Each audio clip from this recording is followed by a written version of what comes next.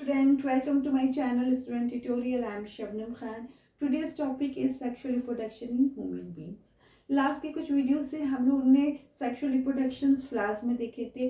Flowers में जो sexual reproduction था वो बहुत इजी था, क्योंकि यहाँ पे जो भी फ्लावर्स के स्ट्रक्चर है वो इन कंपेरिजन टू एनिमल्स या ह्यूमंस काफ़ी इजी रहते हैं, और उनमें जो सेक्सुअल ऑर्गन्स होते हैं वो एक ही फ्लावर्स में थे. मेल और फीमेल हम लोगों ने देखा थे, एक ही फ्लावर्स में थे. वहाँ पे प्रोसेस भी फर्टिलाइजेशन की बहुत इजी थी. ये सारी चीज़ें हम लोग ने स्टडी कर लिया है. तो अभी जो पार्ट है फ्लावर का या फिर प्लांट का वो कंप्लीट हो गया है. अब जो हम नया टॉपिक लेके आए हैं वो है sexual reproduction in human being.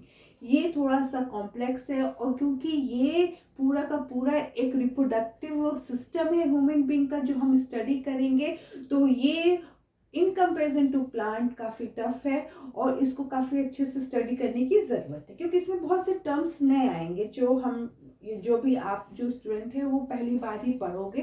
तो इसलिए इसको काफ़ी केयरफुली इन सारे वीडियोस को जो अपकमिंग वीडियोस है उनको काफ़ी केयरफुली आप स्टडी करना. ठीक है, तो जो है वीडियो है वो हम स्टार्ट करते हैं. Okay, let's start the video. पहले तो हम देख लेते हैं भाई सेक्सुअल रिप्रोडक्शन होता क्या है. ये हम लोगों ने फ्लावर्स में भी पढ़ा था कि सेक्सुअल रिप्रोडक्शन एक्चुअल में क्या होता है. डिफिनेशन की बात करें तो यहाँ पे भी सेक्सुअल रिप्रोडक्शन की डिफिनेशन सेम वही होगी कि ये जो होता है sexual reproduction involve formation and fusion of gametes. Most of animal undergo sexual reproduction to produce the next generation. Sexual reproduction जो होता है वो मेल और फीमेल दो अलग अलग सेक्सेस का या दो अलग अलग गैमेट्स का फ्यूजन होता है. ठीक है, मेल पर्सन से मेल गैमेट्स आते हैं, फीमेल से फीमेल गैमेट्स आते हैं, और उनका दोनों के फ्यूजन से एक नया प्रोडक्ट बनता है, एक नया ऑर्गेनिज्म बनता है. फर्स्ट जब फ्यूजन होता है तो जाइगोट बनता है. मीन्स यहाँ पे जो भी डीएनए दोनों साइड से आ रहे हैं वो हाफ ऑफ यानी सिंगल सेट ऑफ डीएनए आएंगे, सिंगल सेट ऑफ क्रोमोसोम्स आएंगे. जब उन दोनों की मैटिंग होगी, उन दोनों का फ्यूजन होगा, तो वो मतलब टोटल डबल हो जाएंगे, यानी 2n स्ट्रक्चर हो जाएगा जाइगोट. और जो 23 मेल से आ रहा है 23 फीमेल से आ रहा है वो दोनों मिलके 46 क्रोमोसोम नंबर हो जाएंगे. यानी जो एक नॉर्मल ह्यूमन बीइंग में जो क्रोमोसोम्स नंबर्स पाए जाते हैं उतने हो जाएंगे. ठीक है, तो ये होता है मेल और फीमेल का फ्यूजन, गैमेट्स का फ्यूजन, और उस फ्यूजन से एक न्यू ऑर्गेनिज्म बनता है, एक न्यू जनरेशन आती है. ठीक है, तो हम लोग ने सेक्सुअल रिप्रोडक्शन में यही देखा है. ये फ्लावर्स में हम लोग ने देखा सेम था, एनिमल में भी सेम होगा और ह्यूमन बीइंग में भी सेम होगा. अगर हम बात करें ह्यूमन बीइंग की, तो यहाँ पे क्या है कि जो मेल और फीमेल है दो अलग बॉडी है. ठीक है, दो अलग बॉडी है और दो अलग बॉडी, दो अलग इंडिविजुअल है. उन इंडिविजुअल के अंदर दो अलग अलग टाइप के गैमेट्स हैं जो एक दूसरे से बिल्कुल डिफरेंट है, और यही गैमेट्स जब फ्यूज करते हैं तो यहाँ पे क्या होता है, एक नया ऑर्गेनिज्म का फॉर्मेशन होता है. ठीक है, तो अगर हम ह्यूमन बीइंग की बात कर रहे हैं तो ह्यूमंस आर यूनिसेक्सुअल. यानी यूनिसेक्सुअल का मतलब कि मेल और फीमेल दो अलग इंडिविजुअल हैं या मेल और फीमेल दो अलग बॉडी हैं. ठीक है, two types of means when two types of sexes are present in different animal like male और फीमेल. मेल एक अलग पर्सनालिटी, एक अलग इंडिविजुअल है, और फीमेल एक अलग इंडिविजुअल है. तो ह्यूमन बीइंग्स क्या है, एक सेक्सुअल एनिमल है जिसमें मेल और फीमेल बॉडी जो है वो डिफरेंट है, डिफरेंट पर्सन में है. तो जब मेल एक डिफरेंट इंडिविजुअल है, फीमेल एक डिफरेंट इंडिविजुअल है, तो इनके अंदर जो रिप्रोडक्टिव ऑर्गन्स होंगे वो भी मेल का अलग रिप्रोडक्टिव ऑर्गन्स होगा और फीमेल का अलग रिप्रोडक्टिव ऑर्गन्स होगा.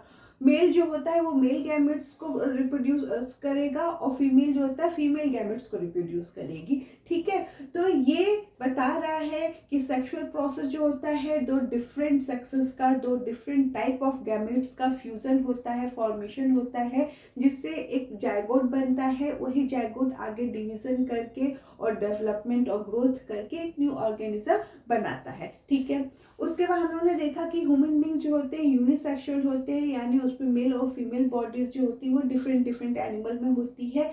उन डिफरेंट एनिमल में डिफरेंट रिप्रोडक्टिव ऑर्गन्स होते हैं. उन डिफरेंट रिप्रोडक्टिव ऑर्गन्स में डिफरेंट गैमेट्स पाए जाते हैं. उन जब गैमेट्स का फ्यूजन होगा तो एक नया ह्यूमन बॉडी बनेगा. ठीक है, ये बहुत सिंपल चीज़ है और बहुत क्लियर हो जाना चाहिए यहीं पे, क्योंकि आगे हम और भी डिफरेंट चीज़ पढ़ने वाले हैं। ठीक है, two sexes are also different in certain external morphology feature called secondary sexual character।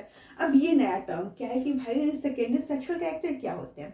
देखो, जब बच्चे बर्थ करते हैं, बॉर्न होते हैं, तो आप उनको बाहर के उनके फीचर्स को देख के नहीं ये पता कर सकते हो कि ये मेल है बच्चा या फीमेल है बच्चा। करेक्ट, ये हम कभी पता नहीं लगा सकते।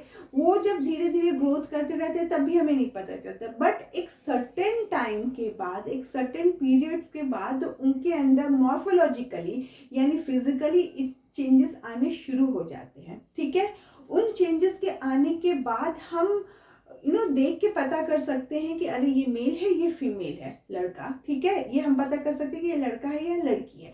बट जब वो छोटे रहते हैं या बॉर्न होते हैं, उस टाइम फिजिकल अपीयरेंस से हम बिल्कुल नहीं बोल सकते हैं कि ये लड़का है या लड़की है, क्योंकि उनके जो फीचर बॉडी फीचर होते हैं, एक्सटर्नल जो फीचर होते हैं, वो ज़्यादा डिफरेंट नहीं होते हैं।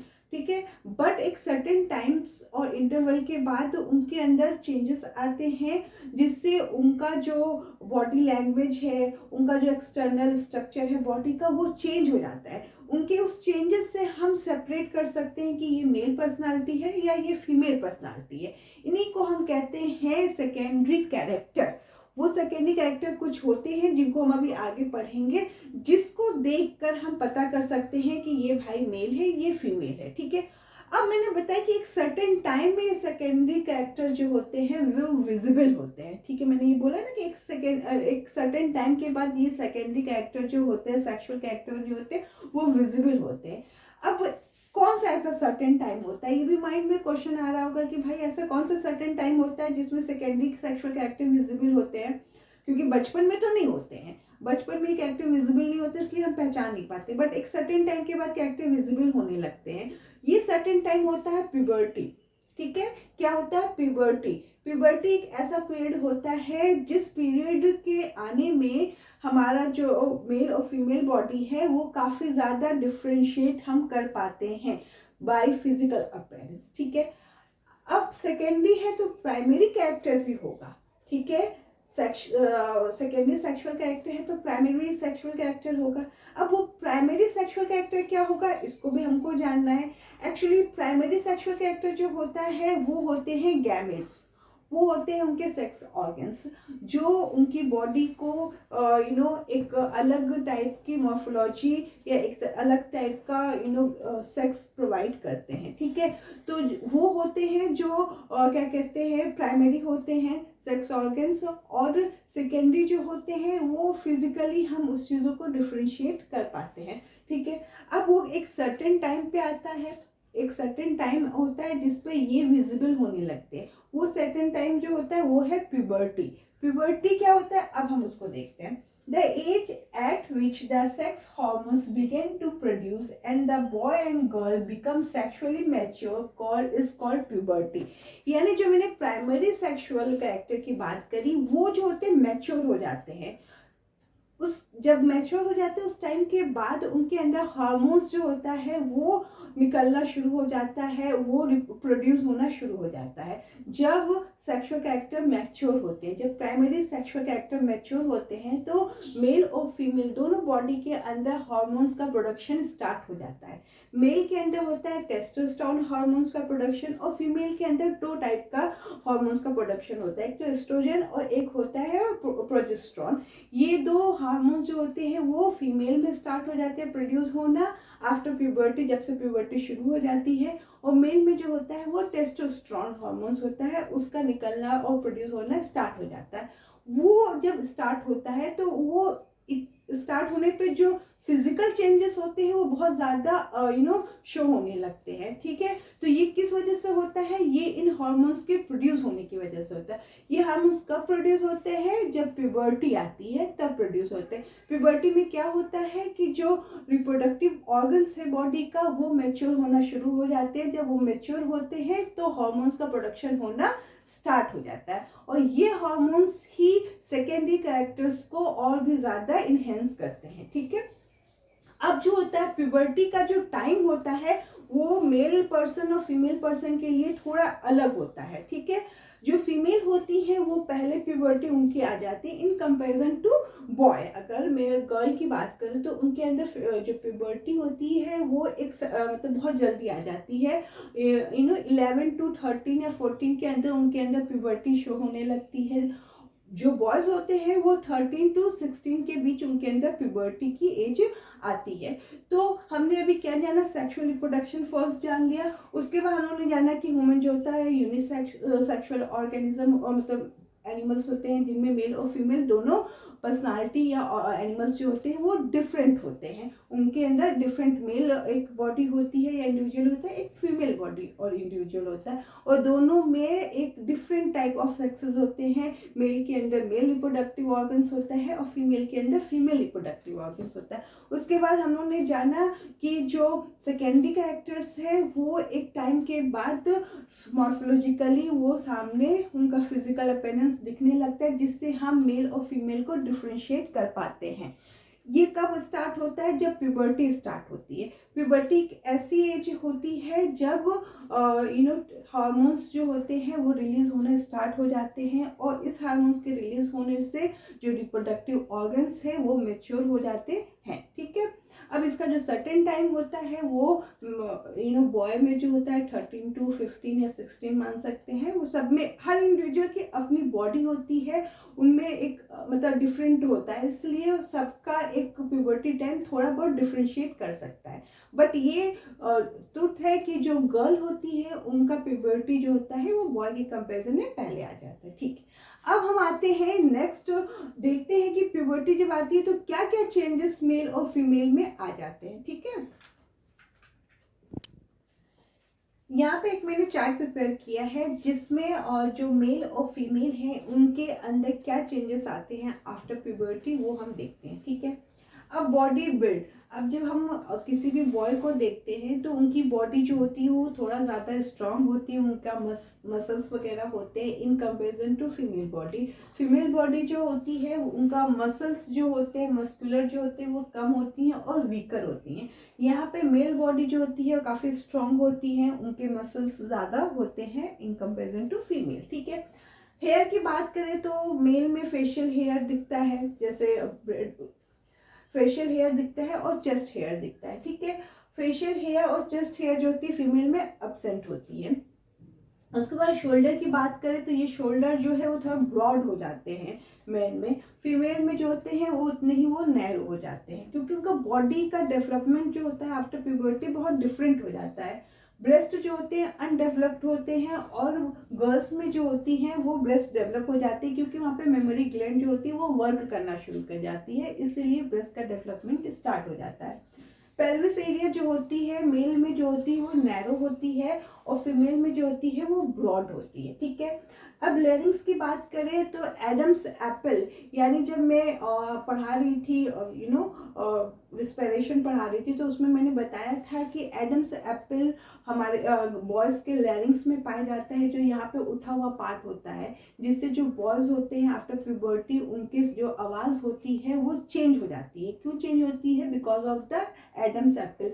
यहाँ पे जो होता है लेरिंग्स पोर्शन जो होता है वो थोड़ा उठ जाता है बाहर की तरफ, और जिससे उनकी आवाज़ में थोड़ा चेंजेस आना शुरू हो जाती है। तो एडम्स एप्पल यानी प्रोजेक्टिंग फ्रॉम द थ्रोट, यहाँ से जो होता है उनका ये बाहर आना शुरू हो जाता है। ये जो फीमेल में होते हैं नॉट प्रोमिनेंट होते हैं, ये नहीं होते हैं। स्पेशली वॉइस की बात करें तो जो बॉयज़ होते हैं उनकी लो पिच वॉइस हो जाती है, और जो फीमेल होती हैं उनकी हाई पिच वॉइस हो जाती है। तो वॉइस में भी डिफरेंट आ जाता है, बॉयज़ की वॉइस थोड़ी लो हो जाती है, उनकी पिच लो हो जाती है, और जो गर्ल्स होती हैं उनका जो वॉइस होता है वो हाई पिच हो जाता है।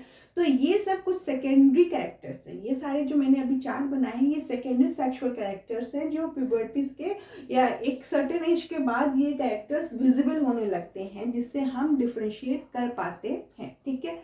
अब जैसे कि जो सेक्सुअल जो प्राइमरी सेक्सुअल कैरेक्टर है वो भी आफ्टर प्यूबर्टी जो होती है इनहेंस होने लगते हैं, और रिप्रोडक्शन जो होता है मतलब वो इस तरह से इनहेंस होती है कि जो बॉय और मेल है वो रिप्रोड्यूस हो सकते हैं, रिप्रोड्यूस कर सकते हैं।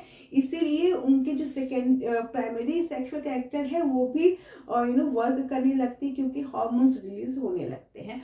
तो आज का जो टॉपिक था वो एक इंट्रोडक्शन था सेक्सुअल रिप्रोडक्शन जो ह्यूमन बीइंग में होते हैं, और कौन से कैरेक्टर विजिबल होते हैं और किस तरह के चेंजेस आते हैं एक मेल और फीमेल में। अब नेक्स्ट वीडियो में हम लोग इसको कंटिन्यू आगे करेंगे और हम देखेंगे कि मेल रिप्रोडक्टिव ऑर्गन्स क्या होता है, उनके कौन कौन से पार्ट होते हैं और इनके स्ट्रक्चर को देखेंगे। तो अभी तक जो भी चीज़ें हैं वो आई होप क्लियर हो गया होगा। अगर कुछ डाउट है तो प्लीज़ हमें इनबॉक्स करें, हमारे वीडियो को लाइक करें और चैनल को सब्सक्राइब करें। Thank you for watching.